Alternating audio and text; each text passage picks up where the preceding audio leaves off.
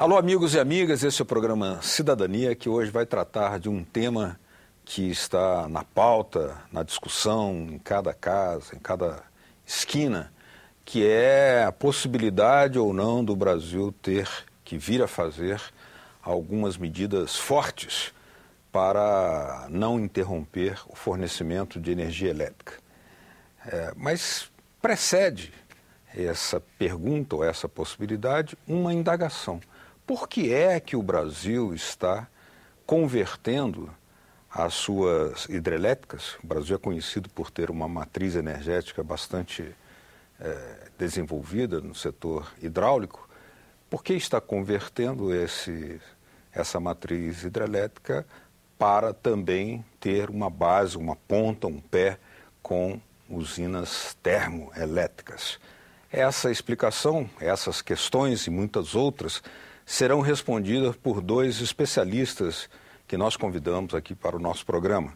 Primeiramente, lhes apresento Omar Abud, que é consultor nesta área do Senado Federal, consultor legislativo, e temos também a presença e a participação de Márcio Tancredi, também consultor legislativo, ambos autores de um estudo muito denso, muito sólido, mergulhando nessas questões das dificuldades que o setor elétrico brasileiro está atravessando. Bem-vindos ao nosso programa, prazer tê-los aqui. Prazer nosso. Mas vamos começar pela pergunta que vocês mesmos fazem. Por que é que o Brasil está tendo que fazer essa mudança assim? Temos um setor hidrelétrico bastante desenvolvido, mas ao mesmo tempo estamos tendo que adotar outras providências e assustadoramente para muitos, incorporando usinas termoelétricas mais caras, poluentes. Por quê? Beto, o sistema brasileiro ele é hidrotérmico, né? É importante a gente notar isso. Quer dizer, a gente sempre precisará de usinas termoelétricas, mas elas têm a desvantagem de serem extremamente mais caras que as usinas hidrelétricas. Elas custam, quando nada, 4, 5 vezes mais. Isso tudo? O preço do megawatt-hora é 4 ou 5 vezes maior que o das usinas hidrelétricas, em média. Mas nós precisamos das térmicas, né? Acontece que o Brasil expandiu, ele fez uma opção nos tempos mais recentes por uma expansão maior do parque térmico e, ao mesmo tempo, simultaneamente, deixou de construir usinas hidrelétricas com reservatórios. Por que a usina hidrelétrica com reservatório? É importante a gente abordar isso. O reservatório permite que a gente guarde água no período das chuvas para ter água para gerar energia elétrica no período das secas.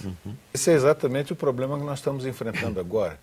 Como nós temos cada vez menos reservatórios com capacidade de guardar água, né, nós estamos perdendo reserva. Ou seja, nós estamos diante de um período de chuvas em que não choveu.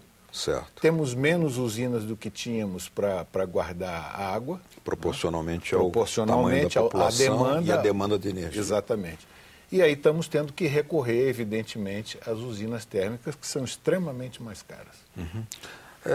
Márcio Tancredi, essa opção, ela evidentemente foi fundada em alguma estratégia lá atrás, mas pode ser que aí nós constatemos a existência de em algum momento uma opção que foi descartada, que poderia ter sido uma outra, como, por exemplo, de fortalecer com mais rapidez as usinas eólicas, né? As usinas eólicas. E o Brasil tem uma grande possibilidade também e de ter uma resposta rápida. Não tinha realmente outra opção? Olha, para o Brasil crescer, e o Brasil precisa de crescer, né, ele vai ter que ter energia. Nesse sentido, a nossa matriz é uma matriz invejável. O mundo inteiro pode invejar bastante a matriz brasileira, porque ela tem características de preço e de pouca agressividade com relação ao meio ambiente em função das hidrelétricas, né? A gente hoje praticamente esgotou a parte melhor do nosso potencial de geração hidrelétrica no centro-sul. E a grande área que se coloca, né, à frente do nosso sistema é a amazônica. Lá na Amazônia, você tem um potencial significativo para ser explorado, mas o momento histórico foi um momento histórico complicado. Enfim, há uma luta mundial contra as barragens hidrelétricas, né? É uma coisa que até certo ponto você tem justificativas históricas e até certo ponto falta um pouco de base racional para a gente apoiar de uma forma cabal, né, um raciocínio que vete, por exemplo, a hidrelétrica, né? A gente sabe que qualquer tipo de intervenção na linha da infraestrutura, né, essa intervenção ela provoca impactos ambientais. O importante é você escolher opções que provoquem o mínimo de impacto possível e, né, concomitantemente, você acobertar aquela iniciativa com ações que, de uma certa forma, minimizem esse impacto, né? Então, nesse sentido, a hidrelétrica é uma muito boa opção, né? Agora, essa luta chegou no Brasil, né, e chegou de uma maneira muito forte. Os governos tentaram. Para você ter uma ideia, o projeto de Belo Monte, que agora está em construção, ele é da década de 70, final da década de 70. 70? E de lá para cá ele passou por várias versões e sempre com um nível de combatividade muito grande com relação à construção da usina. Enfim, sem entrar no mérito das mutações que houve no projeto e tal, você teve dificuldade de levar essa iniciativa para frente. Da mesma forma, aliás, ela só saiu porque o projeto, que afinal foi aprovado, né, ele eliminou, na prática, o lago de acumulação, o reservatório. Você tem lá um mínimo operacional para que a usina possa funcionar. No caso das usinas do Rio Madeira, que são os outros dois grandes empreendimentos que a gente tem em tempos recentes, são também a fio d'água. Eles funcionam, mas lá é uma opção técnica mais razoável, porque o rio, de fato, a região é muito plana, naquele local seria difícil você fazer um reservatório. Não seria aconselhável você ter a reservação, pelo menos em grandes proporções, lá no Madeira. Já em Belo Monte a situação é diferente, né? Apesar da Amazônia ser bastante plana, a parte de montante dos rios está em região de serra a maior parte das vezes, né? E a cabeceira do Xingu tem essa característica. Então, a opção foi por, de uma certa forma, subaproveitar a bacia do Xingu. Hoje a gente tem um cálculo aproximado que meio Itaipu deixou de ser construída na bacia do Xingu, em função da mudança do projeto. Agora, para que você insira na sua matriz energias como, por exemplo, a eólica, que está mostrando uma boa competitividade do ponto de vista de preço, né, de custo, e que também tem um nível de agressividade menor com relação ao meio ambiente, você tem que fazer uma opção, e nesse momento é relevante você saber quem vai compensar, né, a energia que não é gerada naquele parque eólico. O parque eólico gera quando tem vento, quando não tem vento ele não gera. Né? É verdade. E o próprio pessoal da área de eólicas e tal, né, os empresários do setor, têm a consciência grande de que seria importante que os reservatórios da hidrelétrica fizessem esse papel de compensação. Por quê? Porque são menos agressivos ambientalmente e principalmente porque tem uma vantagem em termos de custo que é absolutamente significativa em relação a outra opção, que é a térmica. Agora, vamos entrar no mérito dessa questão, dessas restrições ambientais que são feitas à construção de usinas com reservatório, né? Porque há especialistas com muita respeitabilidade que afirmam que algumas dessas restrições feitas por esses movimentos têm uma característica quase que religiosa e não consideram que os interesses e necessidades da nação não podem ser colocados abaixo dos seus interesses de uma visão de mundo. Como é que esse tema é visto por vocês? Eu vi que vocês entram também nesse debate. A gente tem discutido isso, não só Tancredi e eu, como outros colegas da consultoria têm escrito sobre isso, o Edmundo Montalvão, o Ivan Dutra Faria. Nós temos escrito sobre isso e é importante a gente pensar essas questões. Nós temos o terceiro potencial hídrico do mundo. Restam ainda mais ou menos 126 mil megawatts a serem aproveitados. Primeiro e segundo seriam quais países? Primeiro e segundo são China e Rússia. China e Rússia. Nós temos, então, esse potencial a ser aproveitado, mas se nós formos procurar reduzir as interferências desses potenciais, que estão, em geral, na Amazônia, na sua grande maioria, nós vamos reduzir impacto em área indígena, em parques florestais. Nós vamos chegar de 127, mais ou menos, a 77 mil megawatts. Se você tirar disso ainda Belo Monte, Madeira e os 2 projetos do Madeira que estão sendo construídos, nós vamos ficar mais ou menos aí ainda com 60 mil megawatts para aproveitar. A questão é, até onde interessa, e essa é uma discussão que precisa ser feita ao país, abdicar de construir energia elétrica por interferência em parques florestais ou em terras indígenas, tá certo? Se o país pode fazer isso, é do interesse nacional fazer isso, é importante lembrar que todas as usinas já existentes e a construir na Amazônia, elas vão ocupar uma área de aproximadamente 10.500 quilômetros quadrados. O bioma amazônico tem 6,5 milhões de quilômetros quadrados. Ou seja, é uma área pequeníssima em relação a todo o bioma. E essa área é mais ou menos alguma coisa como 2 vezes o tamanho do Distrito Federal, para dar uma ordem de grandeza. Ok. Por outro lado, é importante a gente lembrar o seguinte, a Amazônia é o lugar do mundo onde mais chove. Você tem uma média mundial de precipitação pluviométrica anual de 800 milímetros. Na Amazônia chove 2.200 milímetros por ano. É uma grandeza de chuva. Imagina a riqueza que é você poder construir uma usina hidrelétrica nessa localidade e aproveitar essa chuva toda. Se você for capaz de construir reservatórios lá e aproveitar essa água toda para, por exemplo, num momento como esse, em que nós não temos chuvas aqui no Centro-Sul, aproveitar essa água que está chovendo lá na Amazônia. Esse é um aspecto. O outro aspecto, acho que o Tancredi mais ou menos já abordou. As eólicas geram quando venta. A solar, ela também depende do sol. É verdade que nós temos uma taxa de insolação boa no Brasil. Muito alta, né?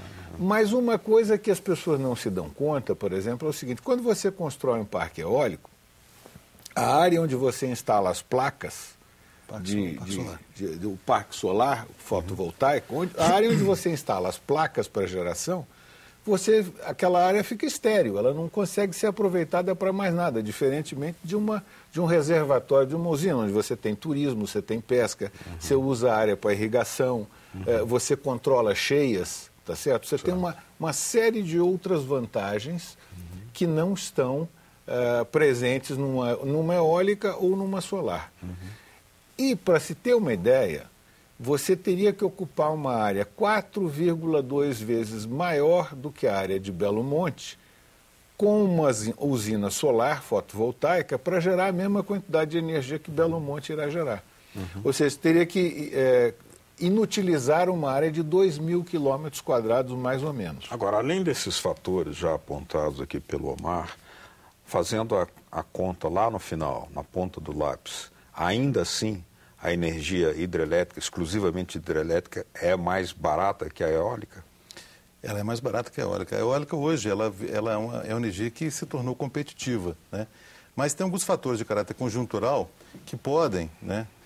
Enfim, isso aí é uma coisa que conjuntura a gente sabe, né? A gente pode fazer uma previsão, mas ela necessariamente não se realizará. Sim. Mas essas vantagens podem, de uma certa forma, serem mitigadas com mudança de cenário, né?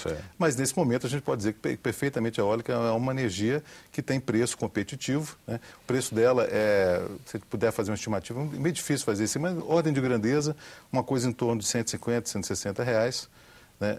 O megawatt-hora. Mas eu queria pegar um ponto que você tinha colocado antes, que eu acho que é significativo. O debate sobre a questão, né, energética no Brasil, ele ficou um debate muito polarizado, né? Na verdade, o que a gente tem hoje são trocas de acusações, você tem um debate gritado, né? É o contrário daquilo que o Habermas falava. Olha, vamos usar uma razão para a gente se comunicar. Né? Você tem hoje uma espécie de desrazão, porque os grupos se fecharam em torno de seus argumentos, né? Essas posições ficaram bastante ideologizadas, né? Eventualmente tem alguns interesses financeiros que também percorrem esses posicionamentos, né? E a gente, enfim, eu estava conversando com a Mara outro dia, o que a gente gostaria é que esse debate se abrisse.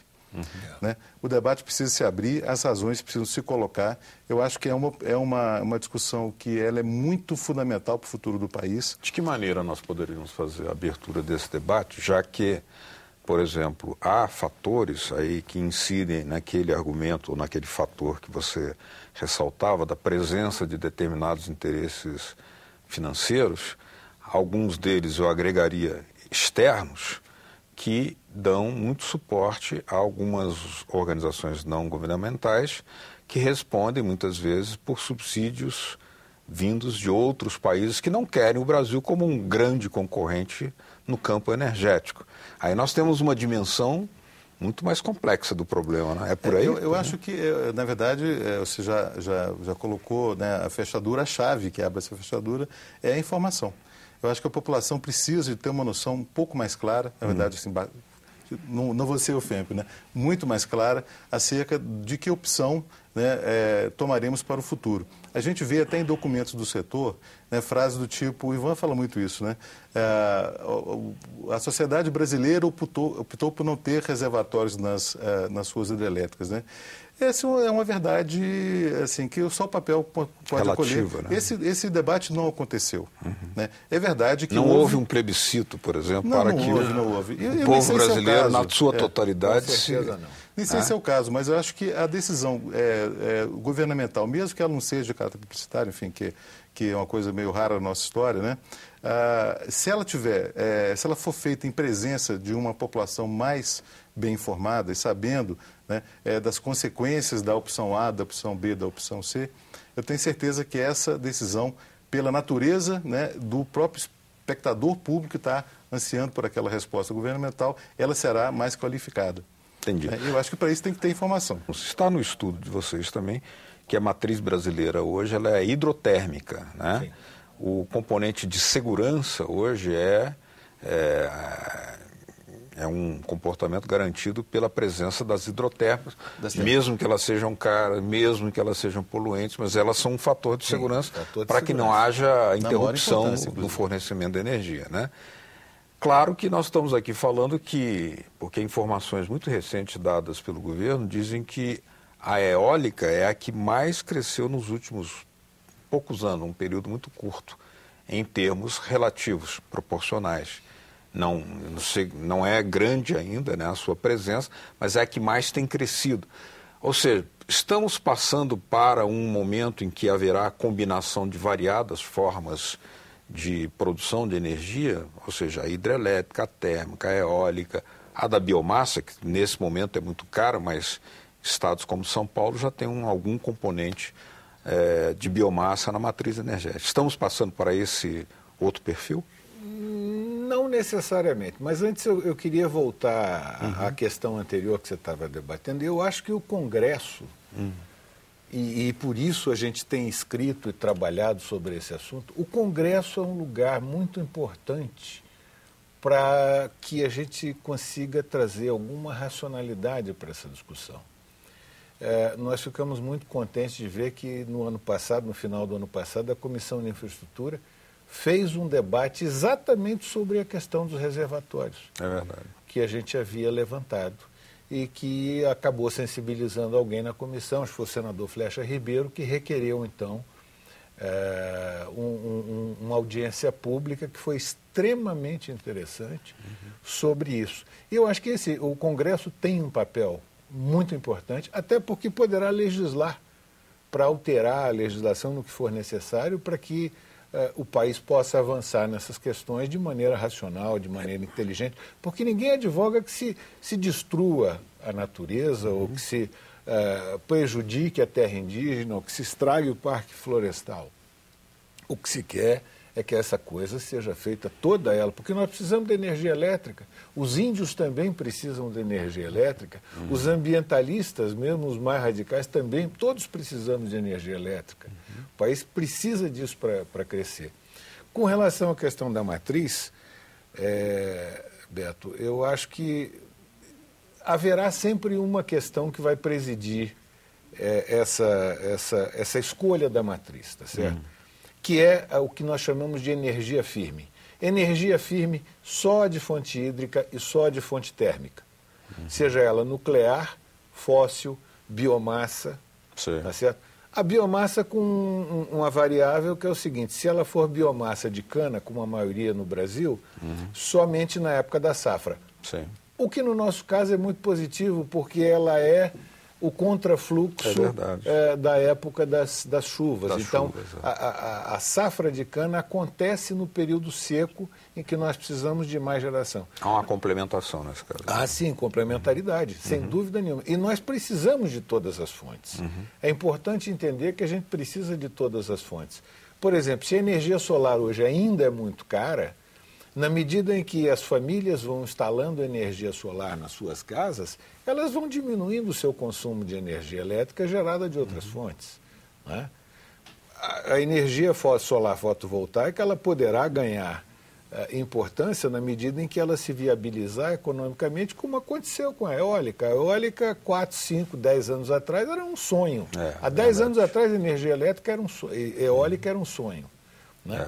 Viabilizou-se, chegou-se a R$130 o megawatt-hora nos últimos leilões. Entendeu? E em algumas regiões do Brasil, como o Rio Grande do Norte, já há uma presença de escala. Temos ventos adequados para o uso da energia eólica. Agora, nessa expansão da energia solar, porque vocês apontam ali, eu queria depois também voltar ao tema, por que apesar dos esforços feitos pelo governo, a tarifa de energia elétrica continua cara, talvez pela presença, segundo vocês ali acenam, né, presença da energia térmica, que é muito cara, né? Mas a presença maior da energia solar não dependerá também, para adquirir escala futuramente, de uma independência tecnológica, porque hoje nós ainda dependemos muito de instrumentos, equipamentos comprados do exterior. Isso não é um fator de encarecimento também? Olha, acho que na verdade não, porque hoje o mercado internacional, até porque o mundo está saindo de uma crise recessiva, né?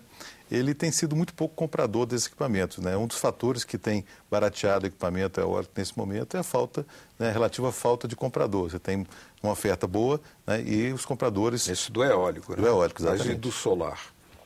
O do solar é difícil a gente prever. Hoje é uma energia extremamente cara, ela é mais cara do que praticamente todas as que nós falamos aqui, né? Citamos várias fontes de energia, ela é mais cara do que todas elas. É possível que tecnologicamente ela evolua a ponto de apresentar preço competitivo? É possível. No horizonte próximo, isso não está claro, né? A gente não tem como fazer uma previsão de que no curto prazo esse fenômeno aconteça. Mas a dependência de equipamentos do exterior não é um obstáculo a mais, além para ganhar escala? Eu vejo com muito bons olhos o fato que você tenha uma capacidade de comércio exterior grande, você venda muito, compre muito, né? Acho até que nesse sentido a economia brasileira ela é muito fechada, muito protegida, muito pouco exposta à competição, né? O que causa um pouco dos nossos preços aqui dentro. A gente tem preços relativos, especialmente na área de consumo, bastante elevados no país em relação ao exterior, né? Isso é um pouco dessa falta de exposição à competição, né? Se você compra equipamento nacional, você pode ter uma série de efeitos benéficos no sentido da geração de emprego, acumulação de tecnologia. Agora, a tendência é que você perca em preço. E por uma energia que precisa de ganhar margem de competitividade, você cria mais uma dificuldade adicional para que ela se mantenha dentro do nível de valor adequado. Omar, por que vocês ali, segundo eu entendi da leitura do texto, mostram que os esforços feitos pelo governo para baixar a tarifa esbarraram num limite, e um desses fatores que limitam é exatamente a presença da energia termoelétrica, que é muito cara, mas ela nesse momento ela é indispensável. Explica isso para a gente. O que acontece é o seguinte, você tem hoje mais ou menos 28% da capacidade instalada brasileira, capacidade de geração, é termoelétrica. 28%. 28%. Isso já foi muito menos no passado, você tinha uma participação hídrica muito maior. Mas é aquela história, a sociedade cresceu, aumentou a demanda por energia elétrica, precisou se construir um parque térmico que fosse, vamos dizer, desse suporte ao sistema, e deixou-se um pouco de lado a construção das hidrelétricas. Quer dizer, esse é um fato que... Vamos pensar o seguinte, você tem hoje... a hidrelétrica de grande porte hoje produz entre R$80 e R$100 o megawatt-hora. Se a térmica mais barata que você tem vai gerar em torno de R$400 a R$500 o megawatt-hora. Então, isso provoca uma diferença no preço da energia elétrica extremamente grande. Outra questão que acelerou o preço da energia elétrica, e nós temos lido o noticiário e visto o que está acontecendo, é o fato de que houve uma medida provisória do governo em 2012, a medida provisória 579, que pretendia capturar os ganhos das geradoras para diminuir as tarifas de energia elétrica. Essa era a intenção. Ocorre, no entanto, que nem todas as geradoras concordaram em aderir aos termos propostos pelo governo na medida provisória. E, com isso, as distribuidoras de energia elétrica ficaram com uma falta de 3.500 megawatts de energia. Essa falta de energia está tendo que ser coberta agora, no momento de escassez, quando o preço da energia elétrica está... Na verdade, o custo marginal de operação está em R$ 1.300, segundo dados do próprio Operador Nacional do Sistema Elétrico. Mas ele tem um limitador de R$ 822. Ou seja, uma energia que poderia custar R$ 100, R$ 150 o megawatt-hora para a distribuidora está custando 822 para essas distribuidoras que não estão contratadas, que estão com uma falta de 3.500 megawatts. Entendi. Significa dizer que essa conta vai ou para o consumidor de energia elétrica, se esse preço de 822 fosse transferido para as tarifas finais ao consumidor, ou vai para o contribuinte, que vai ter que, o Tesouro vai ter que aportar dinheiro, porque as distribuidoras não têm condição de fazer face a esse preço de 822. Tem mais um aspecto importante ainda, que é a questão dos impostos. Você tem entre 40% e 50% do preço final da conta de luz é imposto, encargo, tributo, subsídio, coisas do gênero. Muito bem. Bom, o tema é vasto, nós gostaríamos de ficar mais tempo aqui, mas nós somos escravos do tempo, é o senhor da nossa razão aqui, né? Só nos resta agradecer a presença aqui nos nossos estúdios, programa Cidadania, ao Omar Abud e também do Márcio Tancredi, ambos consultores legislativos do Senado Federal, encarregados aí de estudos nessa área de energia do Núcleo de Estudos do Senado Federal. Muito obrigado a ambos. Voltaremos ao tema assim que possível, porque é um tema que realmente suscita muitas interrogações, apesar já das tantas explicações que vocês nos deram aqui. Muito obrigado pela presença. Queria agradecer também a vocês de casa que nos acompanharam e dizer que, se quiserem nos enviar dicas, sugestões ou críticas, por que não, aí na tela está o 0800 61 22 11 para você fazer essa ligação. Ou, se quiserem copiar, baixar esse ou outros programas da TV Senado, olha aí também na telinha uma forma de fazê-lo. www.senado.leg.br/TV. Muito obrigado mesmo pela sua audiência. Até o próximo Cidadania. Tchau.